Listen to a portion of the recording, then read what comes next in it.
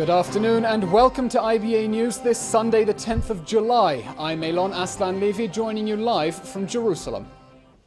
Egyptian Foreign Minister Sameh Shoukry is to meet with Prime Minister Benjamin Netanyahu today, the first time an Egyptian foreign minister has visited the Jewish state in 9 years. At today's cabinet meeting, Netanyahu said Shoukry's visit shows a change in Israeli-Egyptian ties, including Egyptian President Abdel Fattah al-Sisi's recent calls to move forward with the peace process with the Palestinians and Arab states. Netanyahu said Shoukry visits as the Egyptian president's emissary and that he intends to meet with him twice during the visit, once this afternoon and again later this evening. The Attorney General and police are expected to issue an official public announcement in the coming days concerning allegations that Prime Minister Benjamin Netanyahu was involved in a money laundering scheme with possible foreign connections. Police have reportedly compiled enough information to make the investigation public. Last week, Channel 2 revealed that police and the Attorney General have been probing suspicions that Netanyahu received illegal funding from business people abroad during his current tenure as Prime Minister, dating back to 2009. Last week, Netanyahu dismissed the reports as rubbish. The latest allegations come just weeks after Netanyahu rejected reports concerning suspicions he had failed to report large sums of money he allegedly received in the 2009 elections from French billionaire Arnaud Mimran. At the same time, Netanyahu's office called the claims an absolute lie, but later admitted he received $40,000 from Mimran in 2001 when he was a private citizen. The army imposed a blockade on the West Bank refugee camp of Al Arub and the village of Sa'ir as a manhunt continues for the perpetrators of a shooting attack in Gush Etzion last night. 30-year-old Israeli motorist Eitan Finkel was injured when shots were fired at his vehicle near the settlement of Meitzad between Bethlehem and Hebron. Despite his moderate injuries, Finkel continued driving until he could alert troops.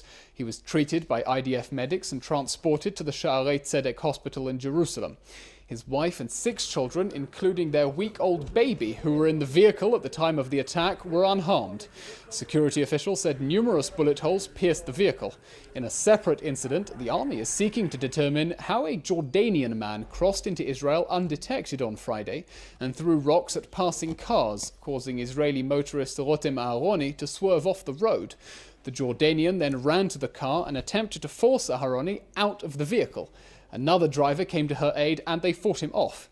Security forces tracked down the Jordanian, who was shot while forces tried to apprehend him near Kibbutz Degania Bet.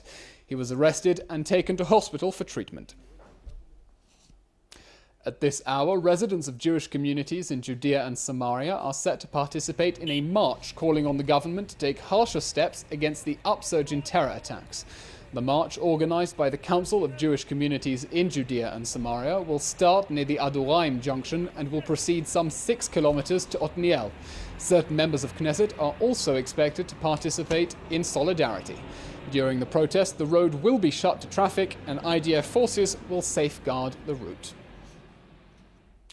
The family of Oron Shaul, one of the 2 soldiers killed in Operation Protective Edge, whose remains are still held by Hamas in Gaza, has petitioned the High Court of Justice asking that Hamas prisoners incarcerated in Israel be prevented from watching the finals of the European Soccer Championships on television. Israeli prison services had reportedly denied the family's request, compelling them to petition the court. The Foreign Ministry is seeking to prevent a decision on a document submitted by the Palestinians and Jordan to UNESCO, demanding the UN Cultural Heritage Body condemn Israel for damaging Muslim holy sites. The resolution calls to prevent any Jewish presence on the Temple Mount, including the Western Wall, and demands that the holy sites be returned to their historical status quo, meaning before 1967. In a statement, the Foreign Ministry called the initiative malicious, dishonest and tendentious, also calling Jerusalem the eternal capital of the nation of Israel and of Israel's alone. Israel is reportedly pressuring member states to vote against the document when it comes up for a vote next week in an effort to prevent a similar decision being made to that in April, when the UN body condemned Israel, calling it an occupying power that restricts the access of Muslim worshippers to the Al-Aqsa Mosque. At the time, the UN body called on Israel to restore the status quo that granted Jordan exclusive authority over the Temple Mount compound. Meanwhile, Rina Ariel, the mother of 13-year-old Hallel Yafa Ariel, who was stabbed to death by a Palestinian terrorist in her Kiryat Arba home, has asked Prime Minister Benjamin Netanyahu for special permission to hold a short ceremony atop the Temple Mount this Tuesday. She emphasized the need to coordinate the visit with police and stressed that there is no intention to cause a provocation. The Prime Minister's office has yet to respond. Palestinian police are operating in the West Bank's Area C in a bid to apprehend Palestinian fugitives who fled to areas under Israel's civilian and security control. This, according to the spokesman of the PA police, who said plainclothes officers have launched a campaign to halt the undermining of security in those areas. According to a report in the Palestinian Authority newspaper Donia al-Watan, the crackdown was ordered by Palestinian President Mahmoud Abbas. The report said the PA decided it needed a clean-up after numerous cases of armed Palestinians shooting at Palestinian police. According to the Oslo agreements, Area C is designated under Israel's exclusive control, while Palestinian forces have responsibility for security in Area A only. The IDF spokesman's unit declined to comment. The Jewish narrative taught at Israeli schools is set for a shake-up, with a greater focus on the history and culture of Jews from Arab lands. This if the Education Ministry implements the recommendations of a committee chaired by Israel Prize laureate Erez Biton, which submitted its report last Thursday to Education Minister Naftali Bennett. Bennett, who established the committee, said that as a child in an Ashkenazi home, he was never exposed to the culture and contributions of Mizrahi Jewry, and was determined now that his children be educated in the spirit of the entire Jewish story. He said this would right a historic injustice and enable every child to be proud of their heritage. Committee Chairman Erez Biton said that Mizrahi communities had hitherto been silenced in the Israeli experience, but that now Israel would open for students a window toward beauty they haven't yet met. The committee's suggestions included heritage trips to the Balkans, Morocco and Spain, annual participation in the official day to commemorate Jews from Arab lands, and incorporation of the Mizrahi experience into history, literature and citizenship syllabi. Well, Ashley Perry is president of Reconnectar, an organization that helps connect Gentiles with Sephardic Jewish roots to their heritage. He is also a former advisor to Avigdor Lieberman when he was foreign minister. Ashley, welcome. Thank you. Has the school curriculum really been whitewashed, as we're often led to claim? Well, I don't think there's anything insidious and whitewashing about the sort of nation's educational resources, but they were very much created in the sort of genre and with the historic and cultural background of some of the mothers and fathers of the Jewish state who were steeped in the Central and Eastern European experience. So this is what they sort of wanted to create, this idea of a melting pot, I think, during the early years of the state. And as I said, that they were created very much in the image of a Central and Eastern European history and culture. Well, it's been 68 years. All this time, has Mizrahi and Sephardic history been absent or simply on the margins? Largely absent. Why is this?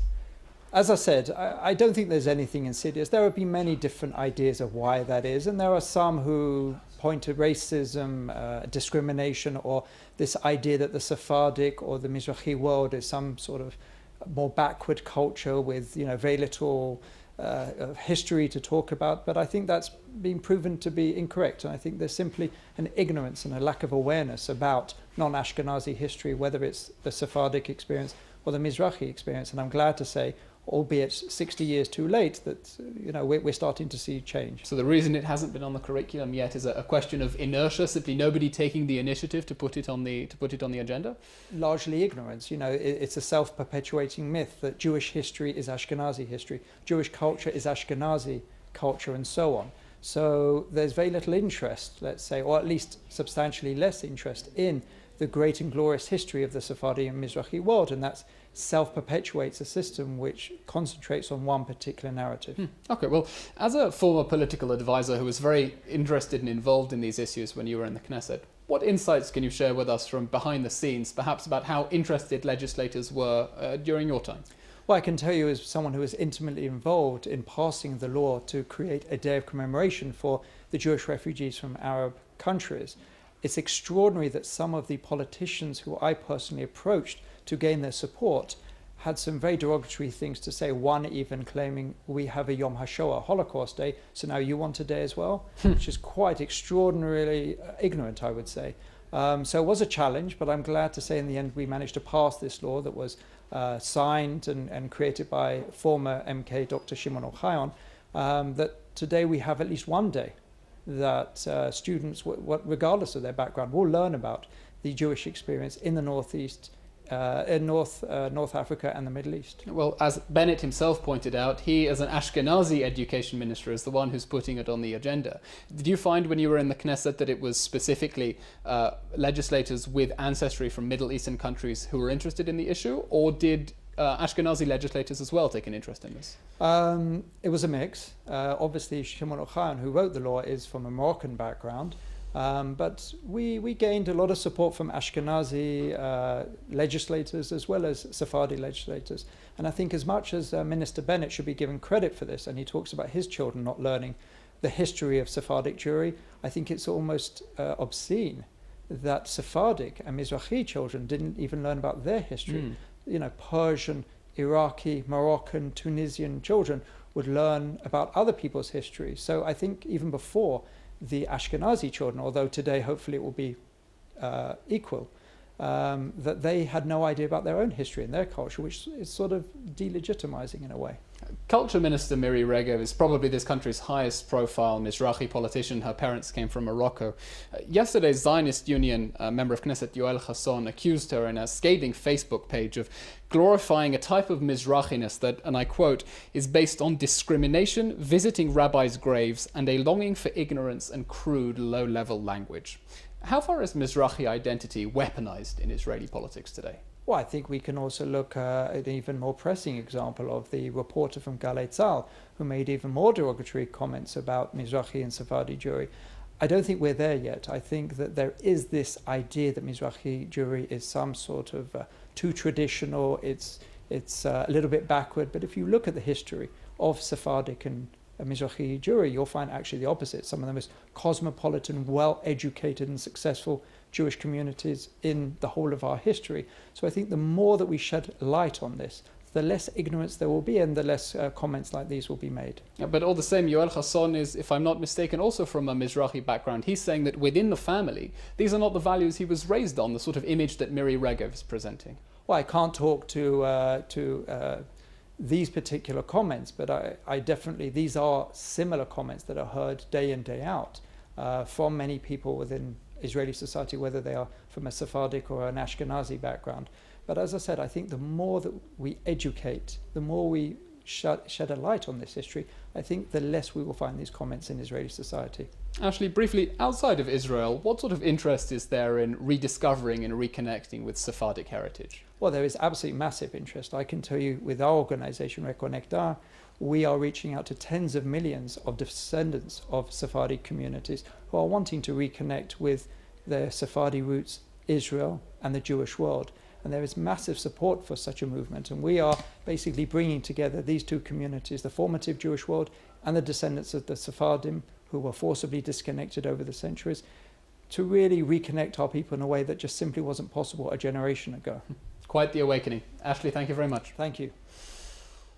There are more than 100,000 missiles in Lebanon ready to annihilate Israel. This, according to Hossein Salami, the deputy commander of Iran's Revolutionary Guards, in a statement during Friday prayers on the Islamic Republic's state-run TV. Salami claimed that Iran has tens of thousands of additional missiles ready to wipe the accursed black dot of Israel off the map. Today, more than ever, there is fertile ground with the grace of God for the wiping out and the collapse of the Zionist regime, he said. His remarks came as Germany's domestic intelligence agency released its annual report showing Iran continued its efforts last year at a high level to procure illegal technology, especially nuclear-related. Oscar-winning director Quentin Tarantino has received an honorary award from Jerusalem Mayor Nir Barkat at the opening ceremony of the 33rd Jerusalem Film Festival at the capital Cinematheque. Tarantino, who last visited Israel in 2009, responded by saying, "Wow, sababa." That's Hebrew slang for cool. He went on to remark there was something special about receiving a prize in Jerusalem at the foot of the Old City in the open air. It's Sunday, and hoping to kick off the week on the right foot, here are 5 good news stories. Making waves and causing a splash, 5 medals, including 1 gold for teen Israeli windsurfers at the European Youth Championships in Helsinki, Finland over the weekend. Israeli company Empress, which developed the software, the brains of the Iron Dome's interception system, is now taking China by storm. The company's command control systems are being used across China in a variety of manners, including the managing of smart electricity grids. Elbit Systems has developed a new technology that is likely to change the face of public transportation in Israel and around the world. The Israeli branch has created a super cable that can electrically charge buses at bus stops in under 30 seconds. Israel and the US are working together to promote first responder technology. The binational industrial foundation known as BIRD has invested nearly $2 million in 2 projects selected by the Public Security Ministry and the US Department of Homeland Security. And finally, Israeli filmmaker Oren Adaf's debut project, Darwin, has won the prestigious First Features Award of the Sam Spiegel Alumni Fund. The prize comes with a $100,000 grant, the largest in the Israeli movie industry. In finance, more good news. Shares are up on the Tel Aviv Stock Exchange, and the shekel hasn't changed since trading markets closed for the weekend.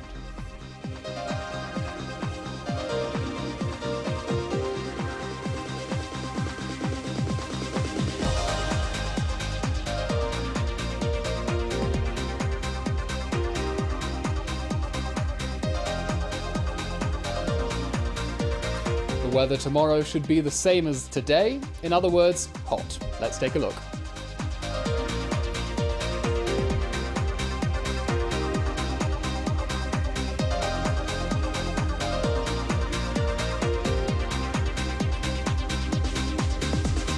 And that's all for today. We'll be back again tomorrow, same time. I'm Elon Aslan Levy, wishing you a good evening and a very good week, live from Jerusalem.